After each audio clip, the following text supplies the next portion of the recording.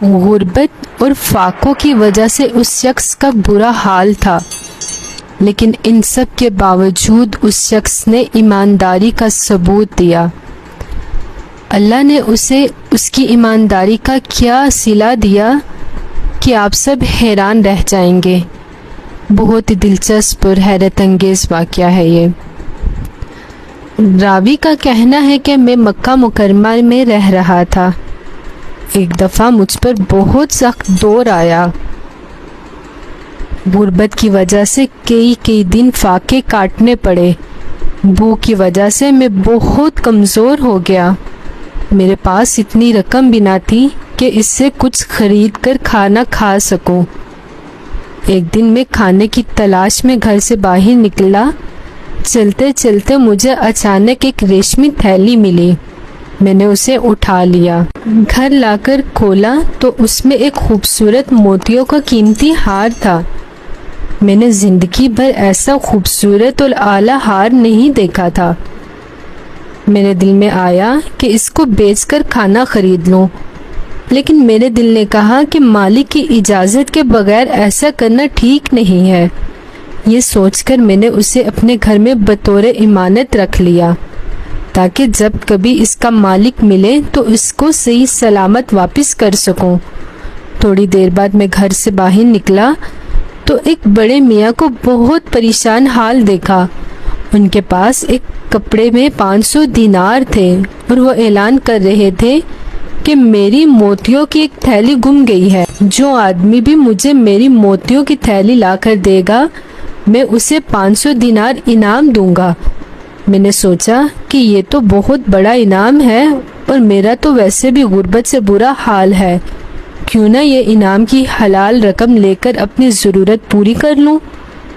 چنانچہ میں بڑے میاں کے پاس گیا اور ان سے موتیوں کے ہار کی نشانیاں پوچھی، جو انہوں نے سب ٹھیک بتا دی۔ میں نے بڑے میاں سے کہا، میرے ساتھ آئیے۔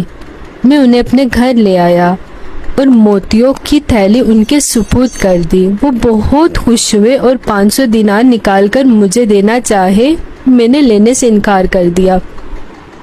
حالانکہ یہ رقم میرے لیے بالکل حلال تھی اور میں کئی دنوں سے بھوک اور فاقوں میں مبتلا تھا، لیکن خالص اللہ تعالیٰ کی رضا کے لیے اور ایک مسلمان کا دل خوش کرنے کے لیے میں نے اس سے اس کی گمشدہ چیز صحیح سلامت واپس کر دی، اور اللہ کی خوشنودی اور رضامندی کی خاطر میں نے 500 دینار انعام لینے سے انکار کر دیا۔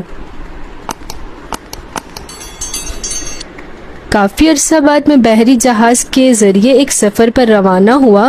اتفاق سے سمندری طوفان آیا، جہاز ٹوٹ گیا اور لوگ ڈوب گئے۔ میں جہاز کے ایک ٹوٹے ہوئے تختے پر سوار ہو گیا۔ وہ تختہ سمندر کی موجوں پر تیرتا ہوا ایک جزیرے پر پہنچ گیا۔ میں بہت غمگین اور پریشان تھا کہ کسی انجانی جگہ پر آ گیا ہوں۔ اسی سوچ میں گم تھا کہ مجھے اس جزیرہ میں ایک آبادی نظر آئی۔ میں وہاں کی مسجد میں گیا تاکہ اللہ تعالیٰ کا شکر ادا کروں کہ اللہ نے مجھے سمندر میں ڈوبنے سے بچا لیا اور صحیح ساحل تک پہنچا دیا۔ مسجد میں نے قرآن مجید کی تلاوت اور ذکر کرنا شروع کر دیا اور اسی اثنا میں نماز کا وقت ہو گیا۔ جزیرہ والوں نے مجھے نماز پڑھانے کو کہا۔ میں نے نماز پڑھائی تو وہ بہت خوش ہوئے کہ میں قرآن اچھی طرح پڑھتا ہوں۔ انہوں نے مجھے قرآن مجید پڑھانے اور سکھانے کی درخواست کی، جو میں نے خوشی سے قبول کر لی اور انہیں پڑھانے لگا۔ چونکہ جزیرہ والے ان پڑھ تھے، اس لیے میں نے وہاں کے نوجوانوں اور بچوں کو لکھائی سکھانا بھی شروع کر دی۔ میں ان کے پاس وہیں رہنے لگا۔ جزیرہ والوں کی مجھ سے عقیدت اور محبت بڑھنے لگی۔ چنانچہ ایک دن جزیرہ والوں نے مجھے کہا کہ ہمارے ہاں ایک یتیم لڑکی ہے اور اس جیسی نیک لڑکی پورے جزیرے میں نہیں ہے۔ اس کے پاس مال بہت ہے۔ ہماری خواہش ہے کہ تم اس یتیم لڑکی سے شادی کر لو، کیونکہ پورے جزیرہ میں تمہارے جیسا نیک اور دین کو سمجھنے والا کوئی نہیں ہے۔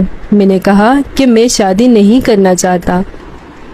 جزیرہ والوں نے کہا کہ نہیں، آپ کو ہر صورت میں اس لڑکی سے شادی کرنی ہوگی۔ چنانچہ مجھے ان کی بات ماننا پڑی اور میں شادی کرنے پر راضی ہو گیا۔ جب میرا نکاح ہو گیا تو انہوں نے لڑکی کو دلہن بنا کر میرے پاس بھیج دیا۔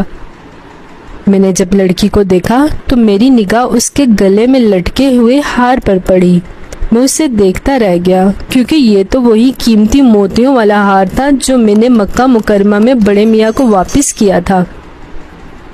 یہ دیکھ کر میری حیرت کی انتہا نہ رہی اور میں کئی گھنٹے تک ہار ہی کو دیکھتا رہا اور اللہ کی قدرت کرشمے سوچتا رہا۔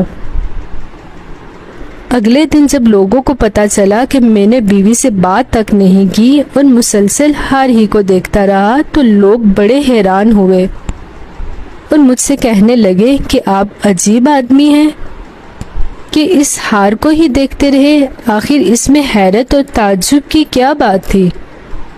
میں نے لوگوں کو ہار والا سارا قصہ سنایا جو مکہ مکرمہ میں پیش آیا تھا۔ یہ قصہ سن کر لوگوں نے خوشی سے نعرہ تکبیر لگانا شروع کر دیا۔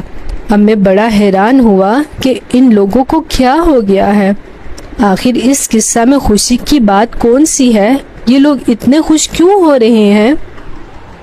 تب لوگوں نے مجھے بتایا کہ وہ بڑے میاں جن کو آپ نے ہار واپس لوٹا دیا تھا وہ اس لڑکی کے والد تھے، اور وہ جب مکہ مکرمہ سے واپس آئے تو وہ ہمیشہ کہا کرتے تھے کہ میں نے کسی مکمل مسلمان کو نہیں دیکھا مگر صرف ایک شخص، وہ بہت نیک اور امانت دار تھا، اس نے میرا گمشدہ ہار واپس کیا تھا۔ وہ بڑے میاں ہمیشہ دعا کیا کرتے تھے کہ اے اللہ اس آدمی سے میری دوبارہ ملاقات کروا دے تاکہ میں اپنی بیٹی کی شادی اس کے ساتھ کر دوں۔ لوگوں نے کہا کہ بڑے میاں کی آرزو آج پوری ہو گئی ہے، اس لیے ہم خوشی سے نعرے لگا رہے ہیں۔ ہمیں یہ حیرت انگیز واقعہ شیخ محمد یعقوب نے سنایا جو اصل میں بغداد شہر کے رہنے والے تھے۔ واقعی اللہ تعالیٰ انسان کو نیکی کا صلہ ضرور دیتے ہیں۔